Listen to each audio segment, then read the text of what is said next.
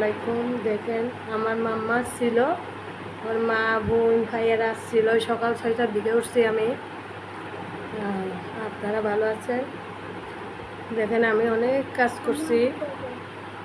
কিন্তু আমার মানে নানু আর খালামণি চলে গেছে। ঘর দুয়ার গুছাইছি, ঘর মুছছি, একদম সকালবেলা উঠছি আমি। এরপরে দেখেন কি সুন্দর করে ঘরটা গুছাইছি আমি আজকে। এই যে ঘরটা গুছাইছি, অনেক সুন্দর করে ঘরটা মুছছি।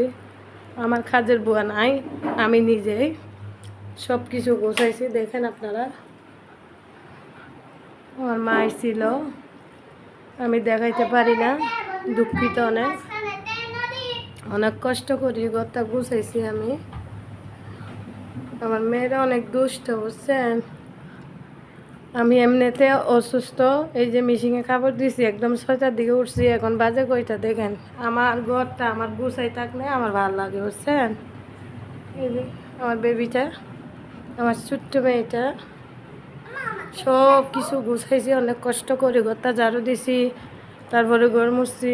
এখানে অনেক কাপড় চোপড় শুকাইছি আমার। দেখেন এই যে এগুলো সব আমার মা, আমার ভাই বোন সবাই আসছিল, দেখাইতে পারি না, আমি অনেক দুঃখিত।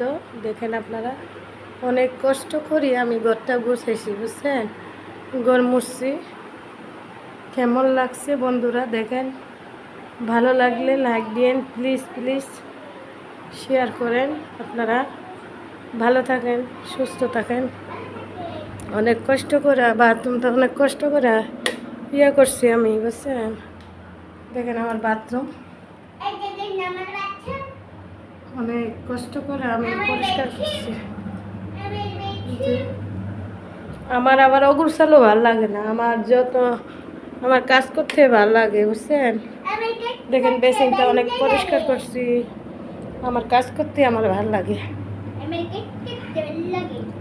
এই যে এই রুমটা অন্ধকার। এই যে অনেক কাপড় চোপড় শুকাইছি। দেখেন বলবেন কি আপনি বাসা তো গুছালো না, এগুলা ধোয়া কাপড়, বৃষ্টির সময় তো ঘরের ভিতরে সব কিছু দিতে হয়। এটা গুছাইছি, বিছনা পাল্লাইছি, ঘর মুছছি। দেখেন প্লিজ। আসসালামু আলাইকুম। আমার মেয়েটা অনেক দুষ্ট, বুঝছেন, ঘরটা খালি ফসা করে রাখে।